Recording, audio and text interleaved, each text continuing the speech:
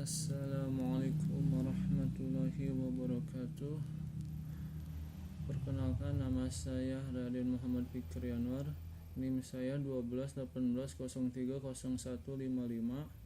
Di sini saya akan menjelaskan materi tentang diksi, kalimat efektif, dan paragraf.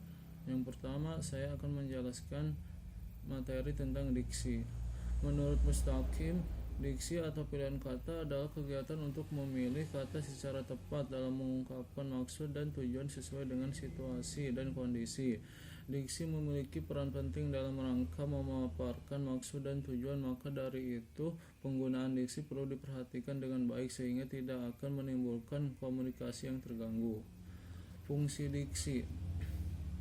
Menurut Farik, biasanya diksi dalam karangan ilmiah digunakan untuk menyatakan konsep, hasil pemikiran, ataupun solusi dari masalah. Di bawah ini terdapat fungsi diksi.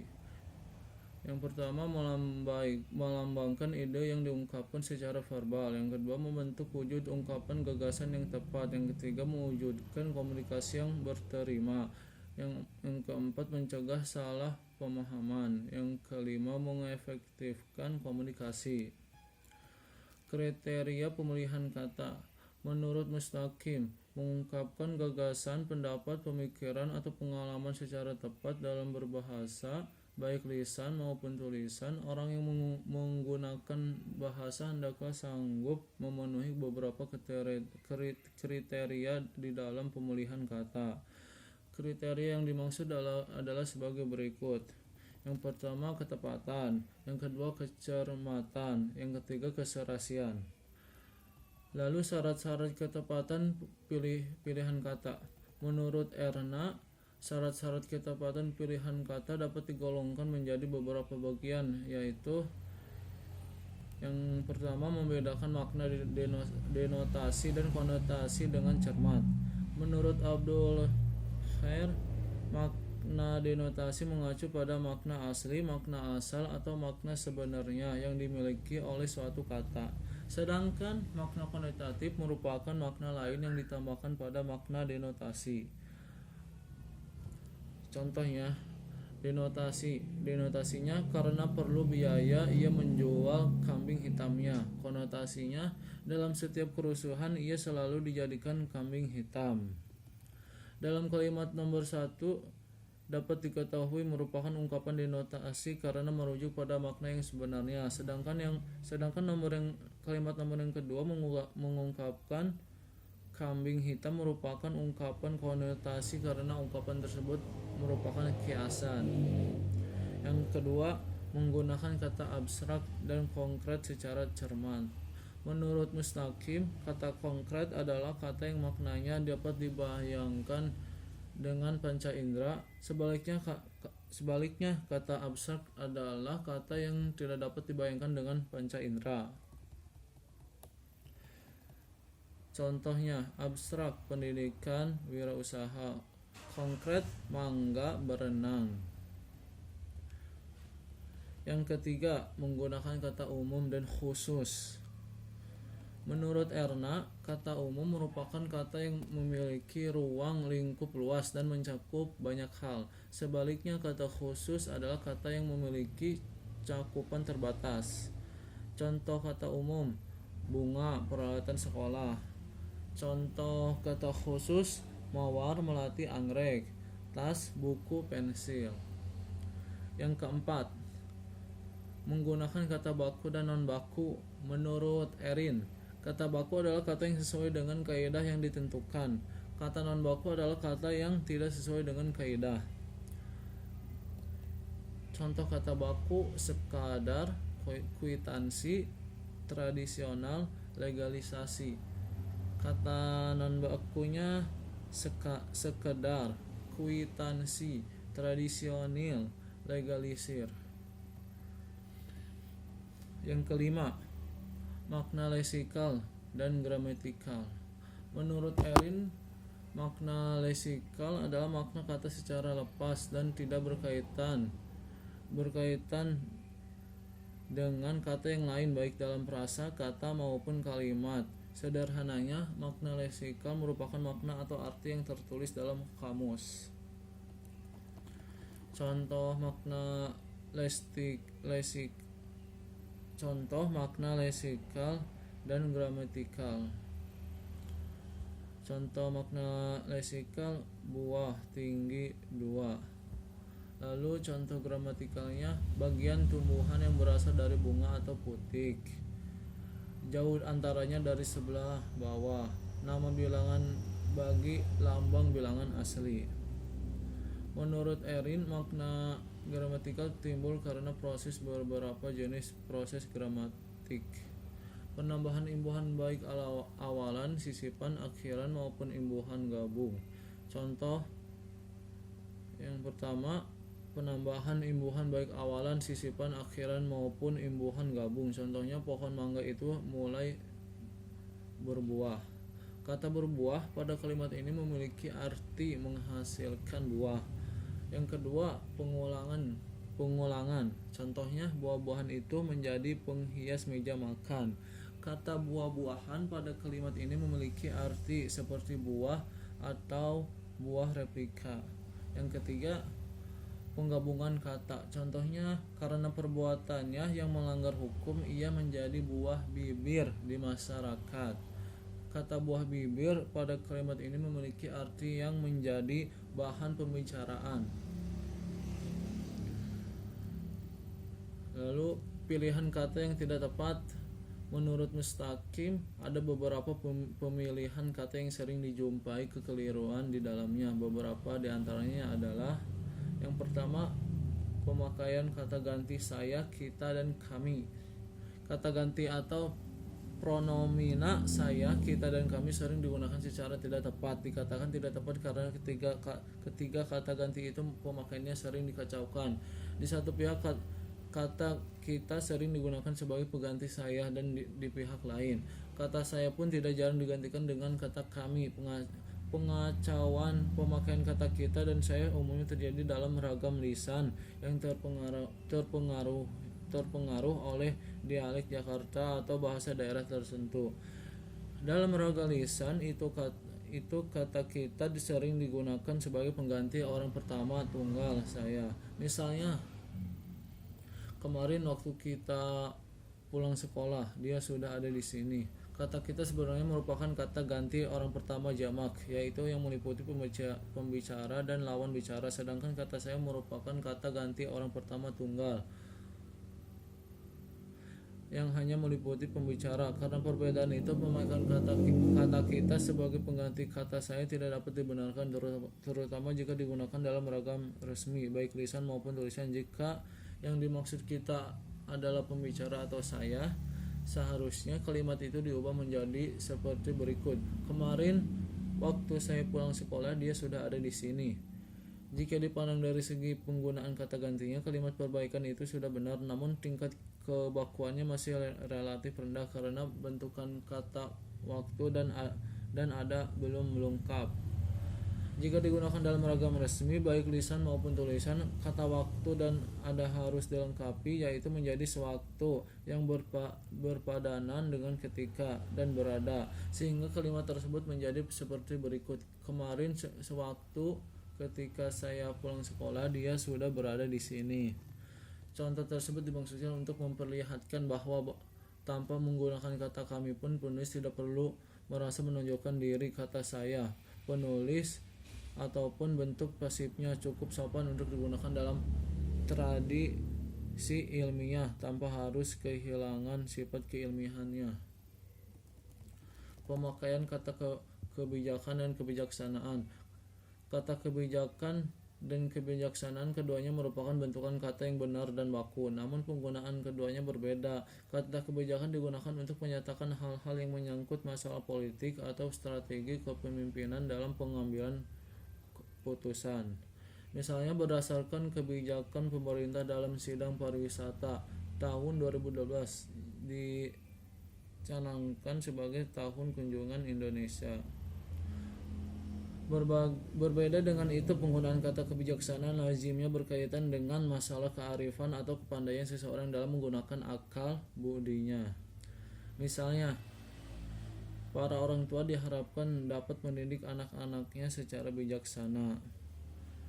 Terus yang kedua, berkat kebijaksanaan yang orang tuanya, Yuli akhirnya diizinkan mengikuti kursus komputer. Dalam hubungan itu, kata kebijakan berpadanan dengan kata asing polisi, sedangkan kebijaksanaan berpadanan dengan kata asing wisdom. Pemakaian kata mantan dan bekas. Kata mantan dan bekas sebenarnya memiliki pengertian yang sama, yaitu tidak berfungsi lagi. Kedua kata itu merupakan padanan kata asing ex Inggris, namun kata bekas cenderung mengandung konotasi yang negatif, terutama jika digunakan untuk mengacu pada orang. Oleh karena itu, kata mantan kemudian dipilih sebagai penggantinya. Penggunaan kata mantan dengan demikian untuk menghilangkan konotasi yang negatif itu dengan maksud untuk menghormati orang yang diacu. Karena demikian, penggunaannya pun berkenan dengan orang yang dihormati, yang pernah memangku jabatan dengan baik, atau yang pernah mempunyai jabatan atau profesi yang luhur. Misalnya mantan menteri, mantan gubernur, mantan camat, mantan kepala desa, mantan kepala biro. Adapun kata bekas, penggunaannya hanya dilazimkan untuk menyebut barang-barang yang sudah tidak terpakai lagi atau orang yang tidak harus dihormati. Misalnya bekas mobil, bekas tempat rokok, bekas pencuri, bekas perampok. Lalu kesesuaian kata. Menurut Mustaqim, dalam sebuah kalimat, kata yang satu dan kata yang lain harus memperlihatkan hubungan yang serasi dan secara semantis. Adapun syarat-syarat kesesuaian kata di bawah. Yang pertama, menggunakan kata berpasangan, idiomatik, dan berlawanan. Menurut Mustaqim, idiomatis adalah dua buah kata atau lebih yang sudah menjadi satu kesatuan dalam mengungkapkan makna. Oleh karena itu, ungkapan tersebut tidak boleh dihilangkan salah satunya. Beberapa ungkapan idiomatis dalam bahasa Indonesia adalah sebagai berikut. Yang pertama, sesuai dengan. Yang kedua, sehubungan dengan. Yang tiga, berkaitan dengan. Yang keempat, terdiri atas. Yang kelima, tergantung pada. Yang keenam, bukan hanya titik-titik melainkan juga. Yang ketujuh, tidak hanya titik-titik tetapi juga. Lalu sinonim, antonim, homonim, dan polisemi. Menurut Erlin, definisi dan contoh sinonim, antonim, homonim, dan polisemi adalah sebagai berikut. Sinonim, menurut Erin, sinonim merupakan kata yang mempunyai arti sama atau hampir sama. Contohnya, kata sudah memiliki makna yang sama dengan kata telah. Kemudian kata amat memiliki arti sama dengan kata sangat, dan masih banyak lagi. Antonim, menurut Erin, antonim adalah kata-kata yang berlawanan makna. Contohnya adalah kata putra berlawanan dengan kata putri, dan kata jauh berlawanan dengan kata dekat. Homonim, menurut Erin, homonim adalah dua kata atau lebih yang ejaan atau pelafalannya sama tetapi memiliki makna yang berbeda.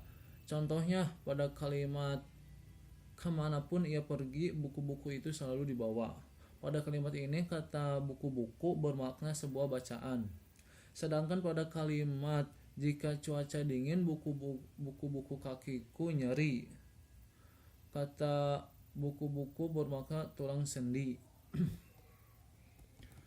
Polisemi, menurut Erin, polisemi adalah suatu kata yang memiliki makna banyak. Contohnya, Bung Tomo gugur dalam pertempuran meraih kemerdekaan. Gugur, mati sebagai pahlawan. Yang kedua, anak dalam kandungan itu gugur. Gugurnya itu lahir sebelum waktunya. 3. Saat ini Eropa sedang musim gugur. Gugurnya itu musim antara musim panas dan musim dingin. Yang selanjutnya saya akan menjelaskan materi tentang kalimat efektif.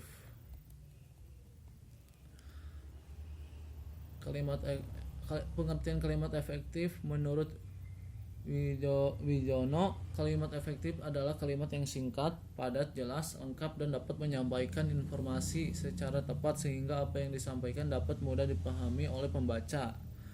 Ciri-ciri kalimat efektif: memiliki fungsi minimal S dan P. Kalimat efektif harus mengandung unsur kalimat paling sedikit terdiri dari subjek dan predikat. Contoh, Raka sedang membaca buku di dalam kamar. Subjek kalimatnya adalah Raka dan predikatnya adalah baca. Dan contoh lain, Raka sedang membaca. Rakanya predikat dan Rakanya subjek dan bacanya predikat. Yang kedua, sesuai dengan ejaan yang berlaku. Penulisan kalimat efektif dalam bahasa Indonesia mengacu pada Pedoman Umum Ejaan Bahasa Indonesia (PEBI) atau Kamus Besar Bahasa Indonesia (KBBI). Contohnya, seseorang dokter menganalisis semua data pasien. Jika mengacu pada PEBI, frasa tersebut disertakan karena kata menganalisis efektif jika dieja dengan benar. Diksi yang benar.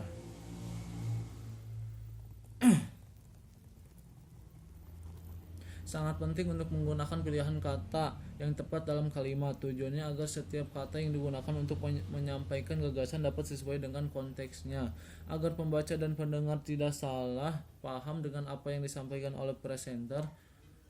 Contohnya, saya telah tinggal di rumah ini sejak saya masih kecil, menggunakan diksi yang benar. Saya tinggal mengerjakan tugasnya saja, menggunakan diksi yang buruk. Sekilas kedua kalimat itu terdengar bagus dan tidak ada kejanggalan dalam membaca atau mendengarkan mereka. Namun dalam konteks kalimat 2 tidak tepat menggunakan kata hidup sebagai predikat. Kata tersebut dapat diganti dengan kalimat kata yang lebih tepat seperti berikut ini. Saya belum mengerjakan tugasnya saja. Kata belum lebih tepat digunakan daripada kata tinggal karena kata tinggal lebih tepat untuk menunjukkan suatu tempat. Yang keempat, adanya kesepadanan antara struktur bahasa dan berpikir logis.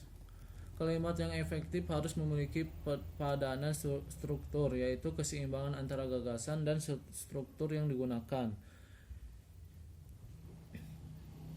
Yang pertama, terdapat subjek dan predikat yang jelas. Jika Anda ingin sebuah kalimat memiliki subjek dan predikat yang jelas, hindari penggunaan kata depan sebelum menyatakan subjek. Contohnya, pajak terutang atas semua warga Indonesia. Kalimat ini dapat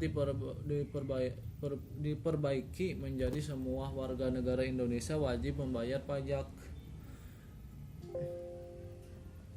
Yang kedua, tidak ada subjek duplikat. Beberapa subjek dapat mengaburkan kalimat, membuat maknanya sulit dipahami. Contohnya, dalam penyusunan laporan saya dibantu oleh narasumber. Kalimat ini dapat dikoreksi menjadi saat menulis laporan saya dibantu oleh narasumber.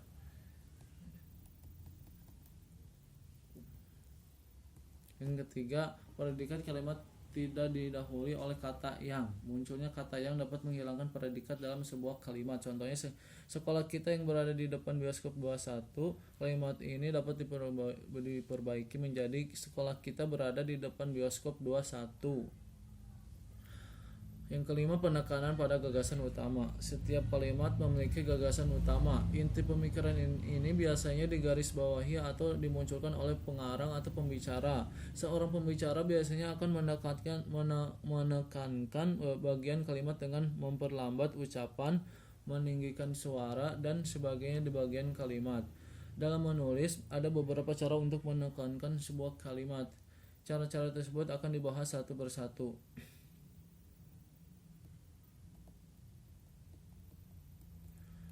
Yang A, jabatan dalam kalimat.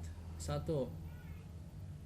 Prof. Dr. Asep Gunawan menilai salah satu indikator tidak efisien Pertamina adalah tidak seimbangnya rasio jumlahnya pegawai Pertamina dengan produksi minyak. Yang pertama yaitu Profesor Dr. Asep Gunawan menilai salah satu indikator efisienan Pertamina adalah tidak seimbangnya rasio jumlah pegawai Pertamina dengan produksi minyak. Yang kedua, salah satu dari indikator yang menunjukkan ketidakefektifan Pertamina menurut Profesor Dr. Asep Gunawan rasio yang masih timpang antara jumlah pegawai Pertamina dengan produksi minyak. Yang ketiga, rasio yang masih belum merata antara jumlah pegawai Pertamina dengan produksi minyak merupakan indikator yang menunjukkan ketidakefektifan Pertamina menurut Profesor Dr. Asep Gunawan. Kalimat 1, 2, dan 3 menunjukkan bahwa gagasan yang dimaksud diletakkan di awal kalimat. Jadi walaupun ketiga kalimat tersebut memiliki arti yang sama, ide pokoknya menjadi berbeda.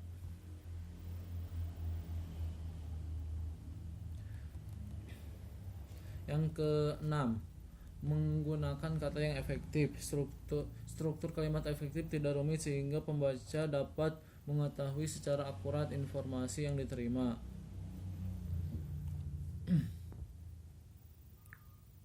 Beberapa kriteria harus dipertimbangkan. Yang pertama, penghematan dapat dilakukan dengan menghilangkan pengulangan subjek.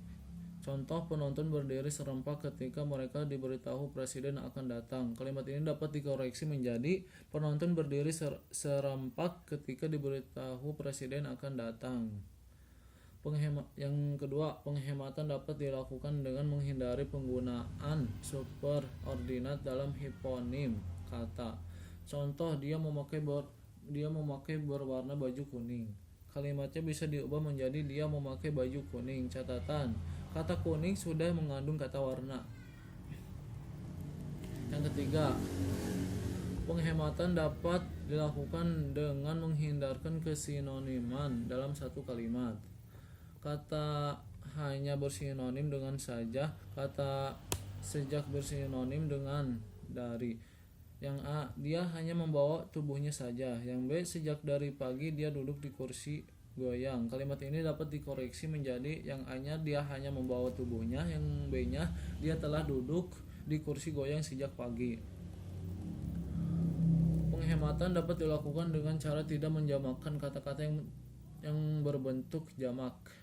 Contoh, yang A, para penonton, yang B, beberapa orang-orang, yang C, para hadirin. Kalimat ini dapat diperbaiki menjadi yang A-nya para penonton, yang B-nya beberapa orang, yang C-nya hadirin. Yang ketujuh, variasi struktur kalimat.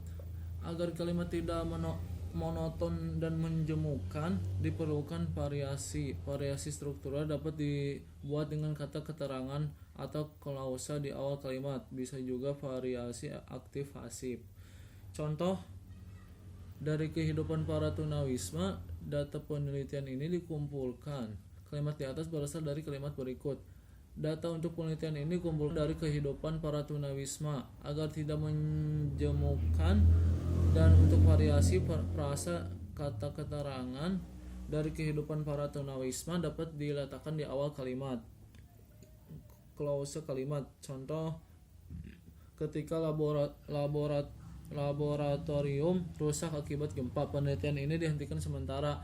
Ide pokok dari kalimat di atas adalah penelitian ini dihentikan sementara. Tetapi karena klausul ini tidak ditegaskan, maka hanya untuk variasi klausa. Anak kalimat yang diisi oleh klausa ketika laboratorium rusak akibat gempa diletakkan di awal kalimat. Lalu syarat kalimat efektif. Menurut Manaf, kalimat efektif adalah kalimat yang dapat memenuhi dua syarat, yaitu ketepatan penalaran dan ketepatan kebahasaan. Ketepatan penalaran mencakup ide yang logis dan kesatuan ide. Ketepatan kebahasaan mencakup tepat tata bahasa, tepat kata dan istilah, dan tepat ejaan. Berdasarkan pendapat para ahli yang telah dikemukakan sebelumnya, pada penelitian ini digunakan teori yang dikemukakan oleh Manaf. Karena teori Manaf menjelaskan kalimat efektif secara rinci. Teori selengkapnya tentang keefektifan kalimat yang dikemukakan oleh Manaf seperti berikut. Yang pertama, tepat penalaran. Penalaran merupakan proses berpikir dengan teknik bernalar tertentu untuk menghasilkan sebuah simpulan. Ketepatan penalaran dalam kalimat ditandai oleh dua hal, yaitu ide yang logis dan kesatuan ide. Ide yang logis menurut Manaf menyatakan ide yang logis merupakan ide yang dapat diterima oleh akal sehat. Kalimat efektif berisikan ide yang logis. Ide yang logis menyebabkan sebuah kalimat tidak efektif. Kesatuan ide. Kalimat efektif ditandai oleh adanya ide yang saling berhubungan dalam sebuah kalimat sehingga membentuk kesatuan ide atau sebuah pengertian. Ide yang tidak saling berhubungan dalam sebuah kalimat mengakibatkan kalimat tidak dapat membentuk sebuah pengertian. Yang kedua, tepat kebahasaan. Tepat kebahasaan merupakan salah satu syarat kalimat efektif. Tepat kebahasaan mencakup tepat tata bahasa, tepat kata, dan tepat ejaan. Yang tepat tata bahasa. Tepat tata bahasa mencakup tidak ada unsur kalimat yang mubazir, paralel susunan unsur-unsurnya, penempatan unsur fungsi sintaksis secara tepat, tidak ada unsur kalimat yang kurang. Terus yang pertama nih, tidak ada unsur kalimat yang mubazir. Menurut Manaf menyatakan tidak adanya unsur kalimat yang mubazir merupakan salah satu faktor yang membuat kalimat menjadi efektif. Sebaliknya, adanya unsur kalimat yang mubazir mengakibatkan kalimat tidak efektif. Penggunaan unsur kalimat yang tidak tumpang tindih membuat struktur kalimat sederhana sehingga kalimat itu mudah dipahami. Sebaliknya, penggunaan unsur kalimat yang tumpang tindih mengakibatkan struktur kalimat itu berbelit-belit sehingga kalimat itu sulit dipahami. Paralel susunan unsur-unsurnya. Menurut Manaf menyatakan penggunaan unsur kalimat yang paralel membuat struktur kalimat menjadi sederhana sehingga kalimat itu lebih mudah dipahami. Sebaliknya, penggunaan unsur kalimat yang tidak paralel mengakibatkan ide tidak lancar dan dapat menimbulkan kerancuan makna. Ketidakparalelan unsur kalimat dapat terjadi karena penggunaan pronomina yang tidak sesuai atau karena kata-kata berderet yang tidak sesuai. Yang ketiga, penempatan unsur fungsi sintaksis secara tepat. Menurut Manaf menyatakan penempatan unsur fungsi sintaksis secara tepat merupakan faktor yang membentuk kalimat efektif. Kesalahan penempatan unsur fungsi sintaksis mengakibatkan kalimat tidak efektif. Ketidakefektifan kalimat dari unsur fungsi sintaksis karena penempatan objek dan konjungtor yang tidak tepat. Yang keempat, tidak ada unsur kalimat yang kurang. Menurut Manaf menyatakan bahwa salah satu ciri kalimat efektif adalah tidak ada unsur kalimat yang kurang. Kekurangan unsur kalimat mengakibatkan kalimat tidak efektif. Ketidakefektifan kalimat disebabkan adanya objek, subjek, dan konjungtor yang kurang dalam kalimat. Yang B, tepat kata dan istilah.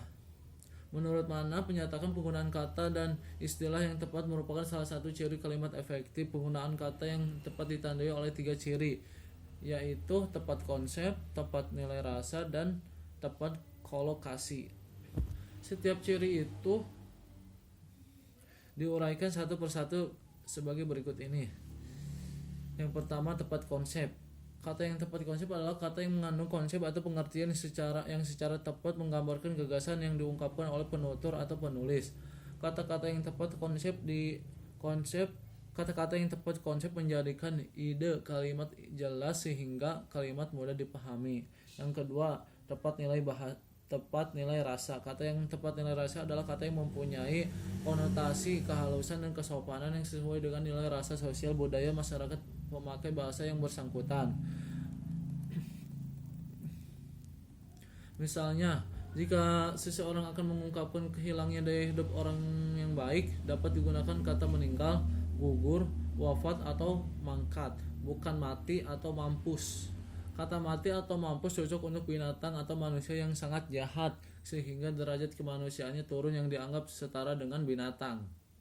Kata-kata yang tepat Nilai rasa menjadi kata-kata yang tepat. Nilai rasa menjadikan kalimat tepat mengungkapkan perasaan atau emosi pembicara atau penulis secara tepat. Yang ketiga, tepat kolokasi. Pemakaian kata dalam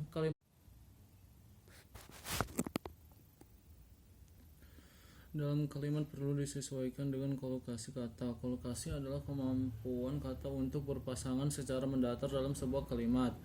Contoh, kata ayam dapat dipasangkan dengan kata mencakar sehingga menjadi ayam mencakar, tetapi kata ayam tidak dapat dipasangkan dengan kata menyepak sehingga bentuk ayam menyepak tidak diterima oleh penutur bahasa Indonesia.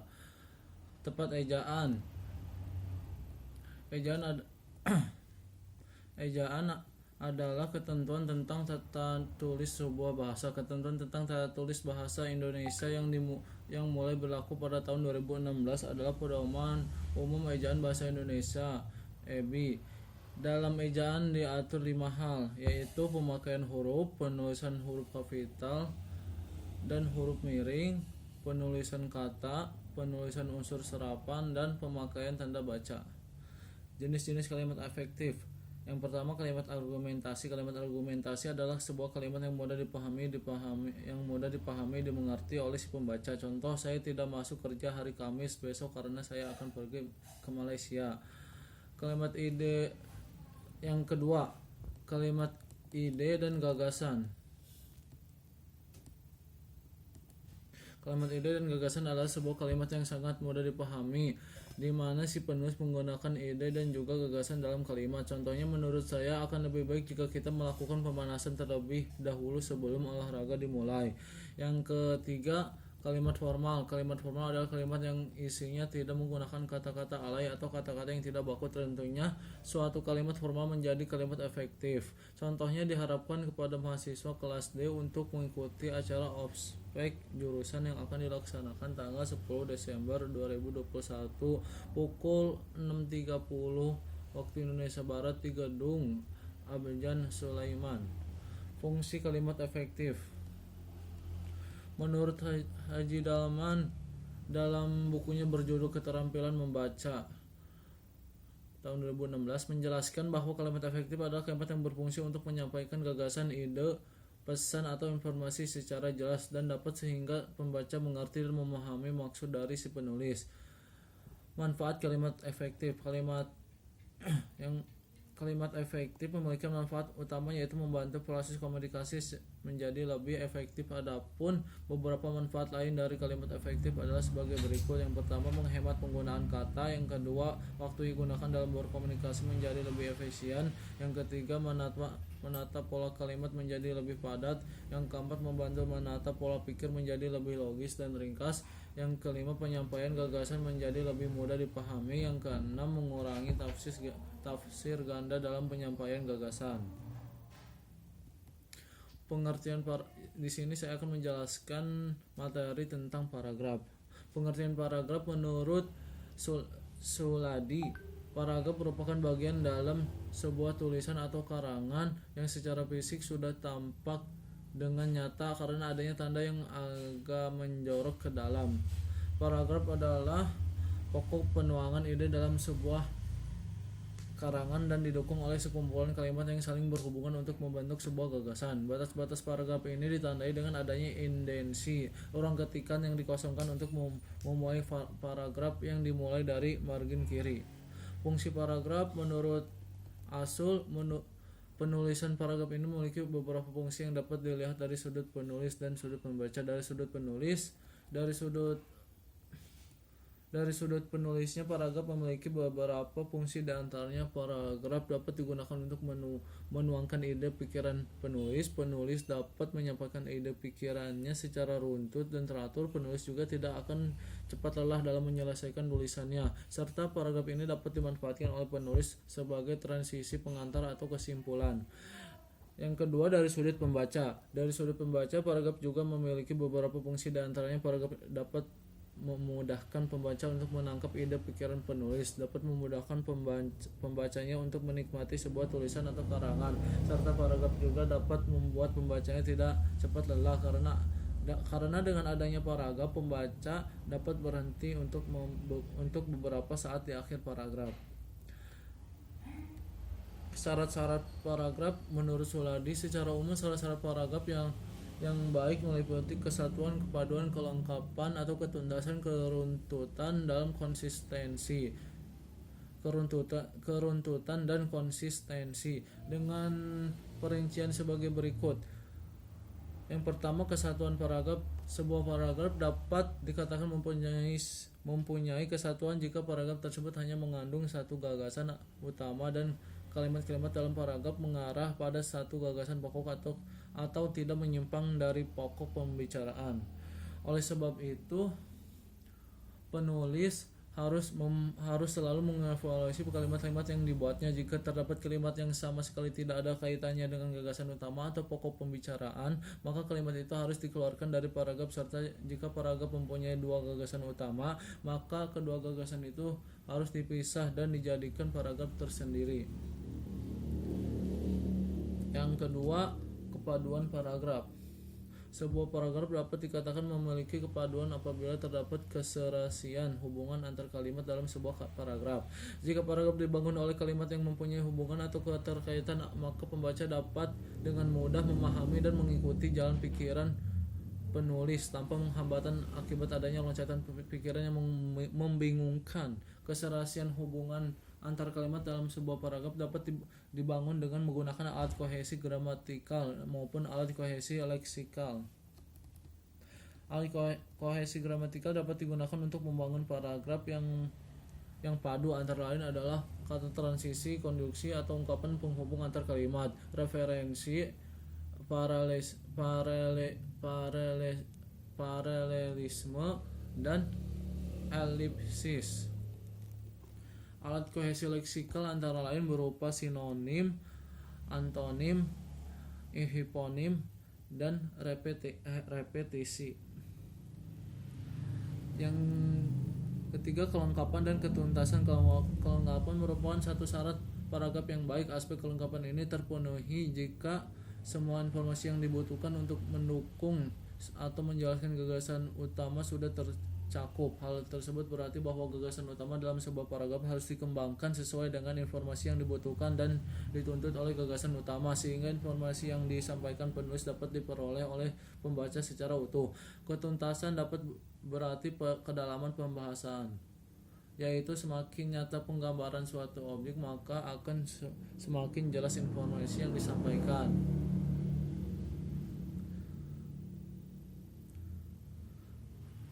Ketuntasan pembahasan berkaitan dengan kesempurnaan pembahasan materi secara menyeluruh dan utuh.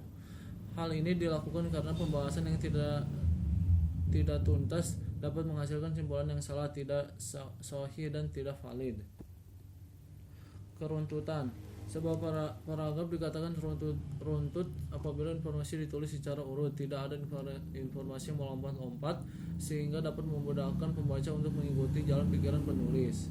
Keruntutan paragraf disajikan melalui hubungan formalitas antar kalimat yang membentuk sebuah paragraf. Hubungan formalitas tersebut memperlihatkan pola urutan penyajian informasi. Adapun beberapa model urutan informasi dalam paragraf, di antaranya urutan tempat, urutan waktu, urutan khusus umum, urutan tingkat, urutan apresiatif, urutan sebab akibat, dan urutan tanya jawab. Setiap model tersebut mempunyai karakteristik yang berbeda-beda. Yang kelima, konsistensi. Di dalam sebuah karangan atau tulisan terdapat unsur sudut pandang. Sudut pandang ini merupakan cara penulis menempatkan diri dalam karangannya. Dalam suatu karangan, sudut pandang dapat berupa perspektif yang akan dibangun oleh penulis. Terdapat beberapa macam sudut pandang, yaitu diantaranya sudut pandang orang pertama, sudut pandang orang ketiga, dan lainnya. Dari beberapa macam sudut pandang tersebut, yang harus diperhatikan dalam karangan adalah konsistensinya. Penulis harus bisa menetapkan sudut pandangnya terhadap pembaca tulisannya. Dengan penentuan tersebut, maka penulis dapat memilih gaya penulisan yang tepat. Sudut pandang yang telah ditentukan sebaiknya dapat dipertahankan dari awal pembahasan sampai akhir pembahasan. Unsur-unsur paragraf menurut Asul. Unsur-unsur yang terkandung dalam suatu paragraf antara lain transisi, kalimat utama, kalimat penjelas, dan kalimat penegas. Terkadang tidak semua paragraf mengandung 4 unsur. Namun bisa saja sebuah paragraf mengandung 3 unsur, 2 unsur, atau bahkan hanya 1 unsur saja. Yang pertama, transisi. Dalam sebuah karangan atau tulisan tidak hanya terdiri dari satu paragraf, melainkan dapat terdiri dari puluhan hingga ratusan paragraf. Paragraf-paragraf itu harus berhubungan satu sama lain, dan untuk menghubungkan paragraf tersebut dibutuhkan suatu perekat yang disebut dengan transisi. Penggunaan transisi ini diperlukan agar hubungan antara paragraf dapat terasa logis. Ada pula paragraf yang tidak menggunakan transisi dikarenakan hubungan antara paragraf sudah terasa logis tanpa adanya transisi, sehingga transisi ini digunakan apabila memang dibutuhkan dalam suatu paragraf. Dan transisi juga dapat berupa kata, kalimat, atau paragraf pendek. Yang kedua,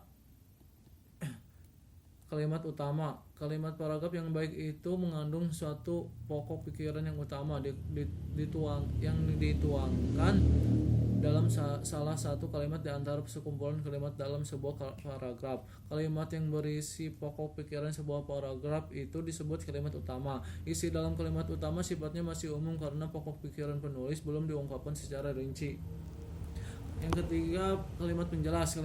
Kalimat penjelas mengandung pikiran penjelas yang terwujud dalam sebuah kalimat yang isinya merinci, membandingkan, menjelaskan, atau memberi contoh secara khusus. Kalimat penjelas ini tidak dapat dipisahkan dengan kalimat utama. Dinamakan kalimat penjelas karena terdapat kalimat utama, begitupun sebaliknya, namun tetap saja keduanya memiliki perbedaan yang jelas. Yang keempat, kalimat penegas. Dalam sebuah paragraf, kalimat penegas ini boleh ada, boleh tidak. Jika penulis merasa ingin menggunakan kalimat penegas agar informasi lebih jelas dan untuk menyimpulkan kalimat-kalimat sebelumnya, maka kalimat penegas boleh ditulis. Jenis-jenis paragraf. Menurut Sulady, jenis-jenis paragraf dibagi menjadi beberapa berikut.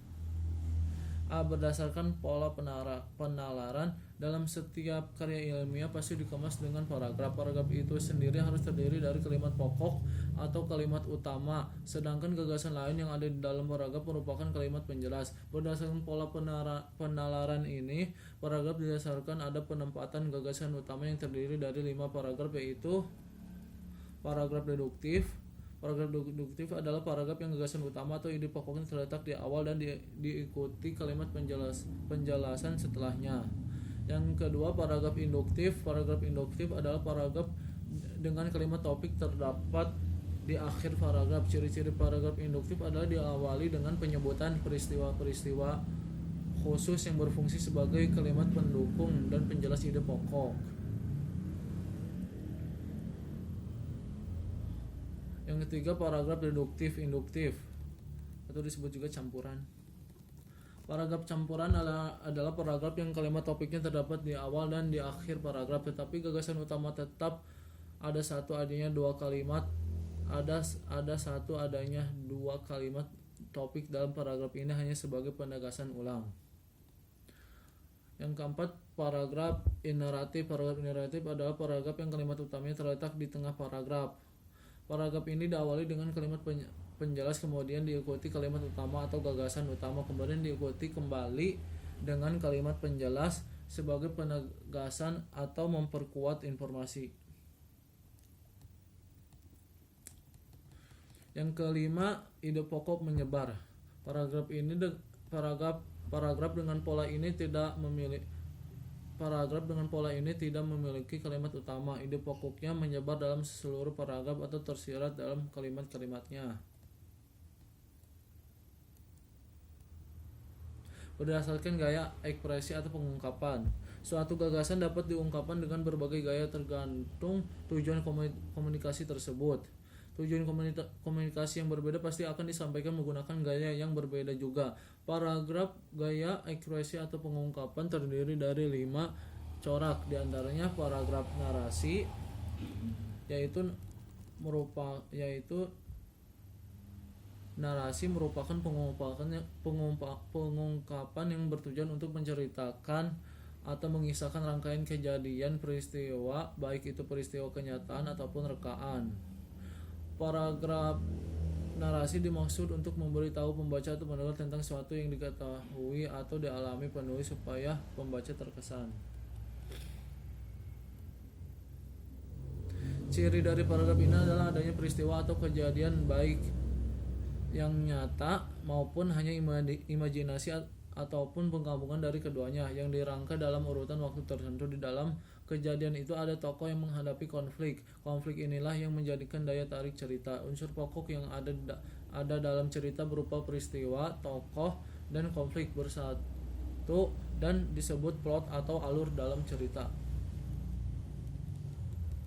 Narasi berdasarkan tujuannya dapat dibedakan atas narasi ekspositoris dan narasi artistik dan narasi sugestif.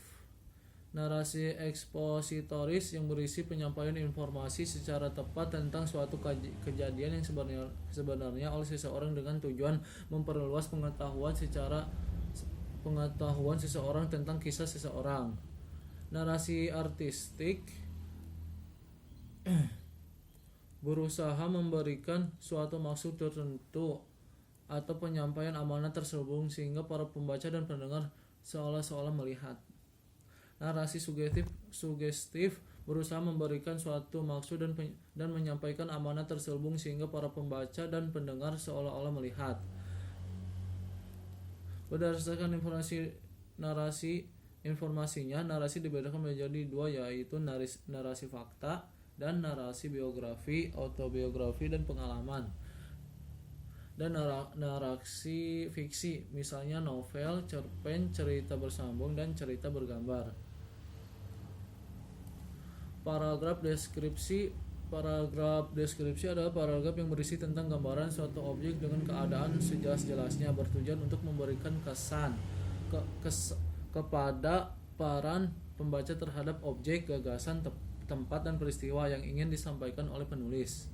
Paragraf deskripsi memiliki beberapa pola pengembangan, yaitu pola deskripsi spasial yang berupa ruang, benda, atau tempat. Pola deskripsi sudut pandang, suatu pola yang ditulis berdasarkan sudut pandang penulis. Pola ini dibagi menjadi dua, yaitu sudut pandang subjektif dan sudut pandang objektif. Pola deskripsi pengamatan. Pola paragraf dengan melakukan pengamatan suatu objek yang akan dideskripsikan. Pola paragraf ini pembaca seolah-olah dapat melihat dan merasakan sendiri tentang objek yang dideskripsikan.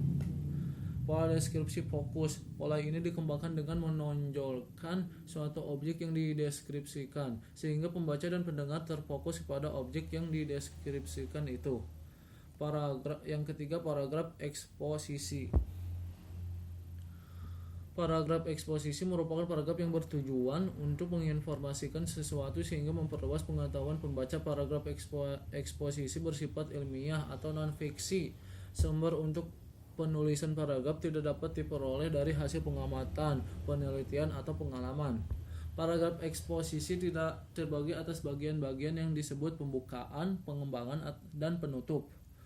Hal ini sangat bergantung pada sifat tulisan dan tujuan yang hendak dicapai.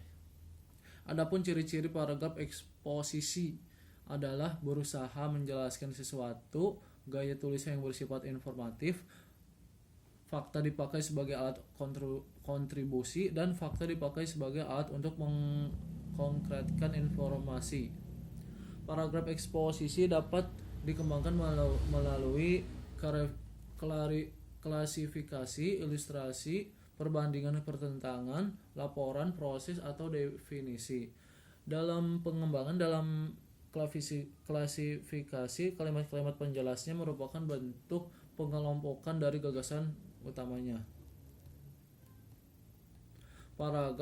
Yang keempat, paragraf persuasif. Paragraf persuasif adalah paragraf yang berisi ajakan. Paragraf persuasif bertujuan untuk membujuk pembaca agar mau melakukan sesuatu sesuai dengan keinginan penulisnya. Agar tujuan dapat dicapai, penulis harus mampu menyampaikan bukti dengan data dan fakta pendukung. Contoh paragraf persuasif sering kita temukan pada propaganda yang dilakukan secara berbagai lembaga, badan atau organisasi serta iklan yang disampaikan dalam berbagai media untuk menarik perhatian konsumen dan mempromosikan suatu produk. Untuk mengajak atau mengimbau pembaca, penulis dapat menggunakan ungkapan persuasif seperti ayo atau mari. Yang kelima, paragraf argumentasi. Paragraf argumentasi atau paragraf bahasan adalah suatu corak paragraf yang bertujuan membuktikan pendapat penulis agar pembaca menerima pendapatnya. Dalam paragraf ini, penulis menyampaikan pendapat yang disertai penjelasan dan alasan yang kuat dan meyakinkan dengan maksud agar pembaca bisa terpengaruhi.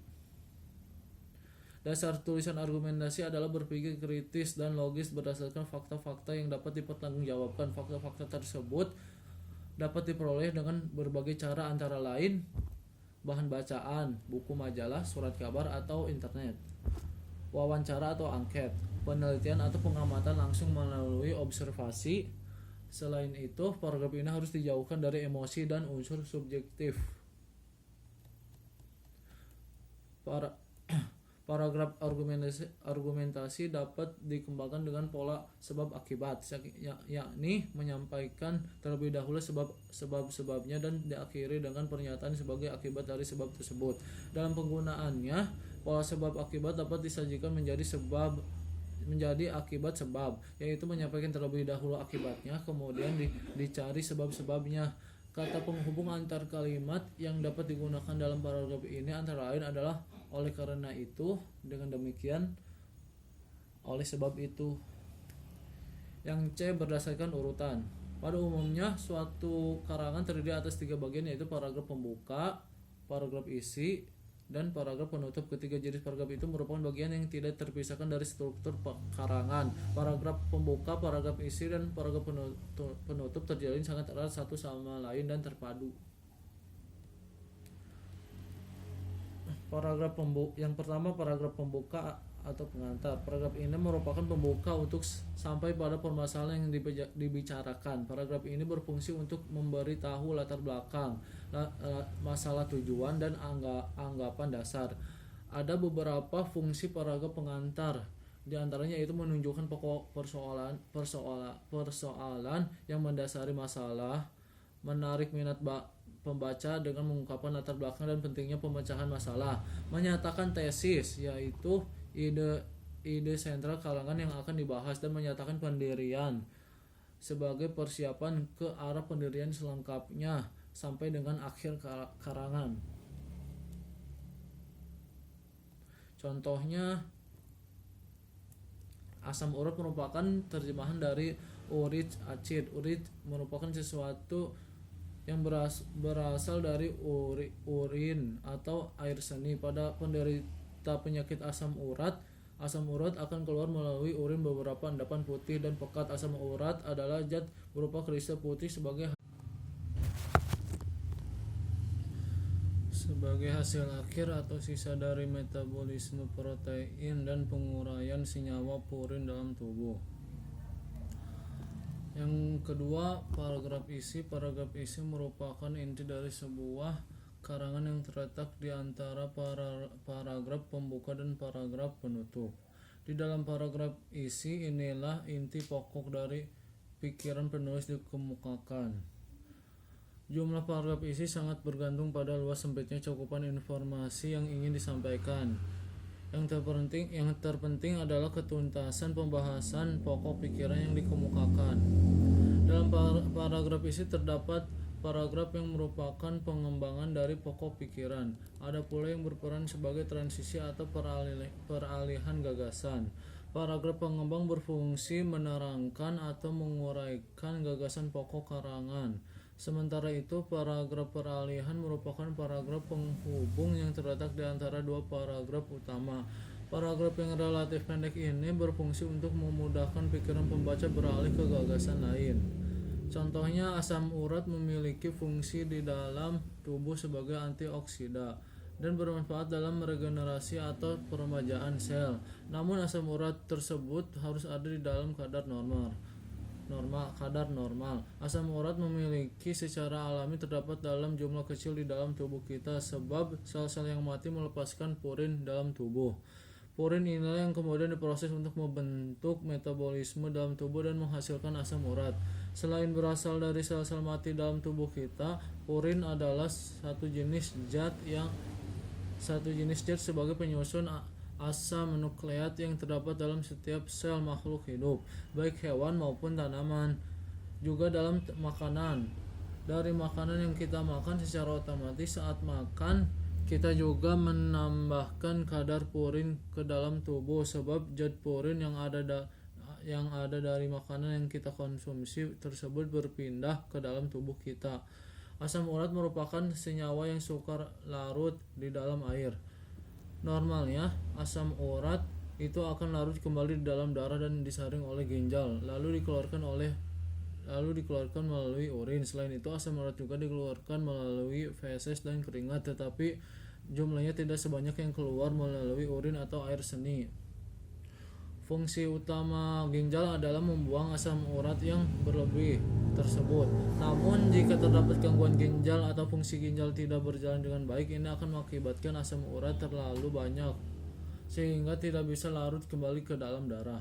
Akhirnya asam urat menumpuk dan tertimbun di daerah persendian tubuh dan lama-kelamaan akan membentuk kristal. Tumpukan kristal inilah yang mengakibatkan rasa sakit berupa nyeri, bengkak, dan meradang. Kristal tersebut dianggap benda asing oleh tubuh dan akan dimusnahkan oleh sel-sel kekebalan. Hal tersebut menyebabkan radang, bengkak, kemerahan, dan nyeri dalam sendi atau artritis sehingga disebut sebagai artritis gout atau penyakit asam urat atau gout. Yang ketiga, paragraf penutup. Paragraf penutup merupakan simpulan dari pokok-pokok pikiran di dalam paragraf isi. Tujuan penyajian paragraf penutup ini adalah agar apa yang tertuang dalam paragraf-paragraf sebelumnya terkesan mendalam di benak pembaca. Secara umum, fungsi paragraf penutup dapat disimpulkan sebagai berikut. Yang pertama, paragraf penutup menunjukkan bahwa karangan sudah selesai. Yang kedua, paragraf ini mengingatkan kembali kepada pembaca akan pentingnya pokok pembahasan. Yang ketiga, paragraf ini berupaya untuk memuaskan pembaca untuk mendapatkan pandangan baru. Yang keempat, paragraf ini menyajikan simpulan. Contoh paragraf penutup: berdasarkan uraian di atas dapat disimpulkan bahwa penyakit asam urat adalah penyakit akibat kelebihan asam urat dalam darah yang kemudian menumpuk dan tertimbun dalam bentuk kristal-kristal pada persendian. Kristal-kristal tersebutlah yang mengakibatkan radang dan nyeri pada sendi tersebut. Terima kasih. Sekian penjelasan materi tentang diksi, kalimat efektif, dan paragraf dari saya, Raden Muhammad Fikri Anwar. Mohon maaf bila ada kesalahan kata atau ada yang kurang dalam penyampaian materinya. Wabillahi taufiq wal hidayah. Wassalamualaikum warahmatullahi wabarakatuh. Terima kasih.